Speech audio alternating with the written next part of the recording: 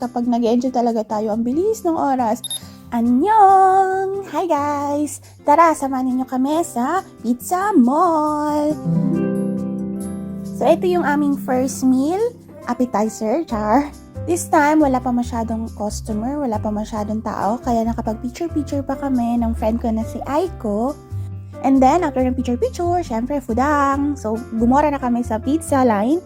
So, dito madaming klase ng pizza na ino-offer. Ikaw na lang bahala pumili kung ano yung bet mo, anong gusto mong flavor ng pizza. Ako, pinili ko yung may mga cheese, ganun. And si Aiko, first time niya dito guys, sa Pizza Mall. So, sana nag-enjoy siya, sana na-enjoy niya yung mga food dito. Hopefully, soon, sana makabalik kami. Actually, galing akong school ngayon. And sinundo niya lang ako. Balak namin mag-coffee date today.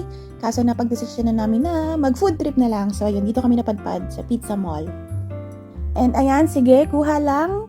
Pwede tayo magpabalik-balik anytime. And buti na lang dahil is small size lang yung servings nila kaya hindi ka kagad mabubusog or mauumay.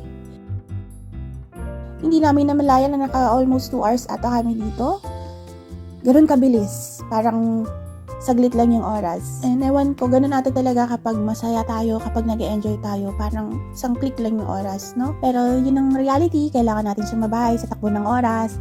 So, habang may oras, habang may panahon, mag-enjoy tayo, piliin natin maging masaya, gawin natin kung ano yung mga magpapasaya sa atin. As long as wala naman tayo naapakan na ibang tao, and wala tayong ginagawang masama. Punta na kami sa soup. Actually, pangalawang soup na namin to. Nag-soup na kami kanina. Balik ulit kami kasi masarap guys, lalo na yung mushroom soup. Dalawa kasi yung soup nila, egg drop soup tsaka mushroom soup. So, masarap yung mushroom soup nila guys, promise. Charan! Kita nyo yung ebidensya. Pangalawang batch na namin to guys. And ito yung pizza na mga kinuha ko. And kumuha din ako ng pasta, and then sweet corn, and of course, rice meal. Hinuli namin yung rice meal kasi yun yung pampabusog talaga. And sobra akong nag-enjoy today. Sobra akong nabusog. Sana si Aiko din. And sana maulit to. And yun lang, sa muling pagkikita, sa susunod na vlog. Annyeong!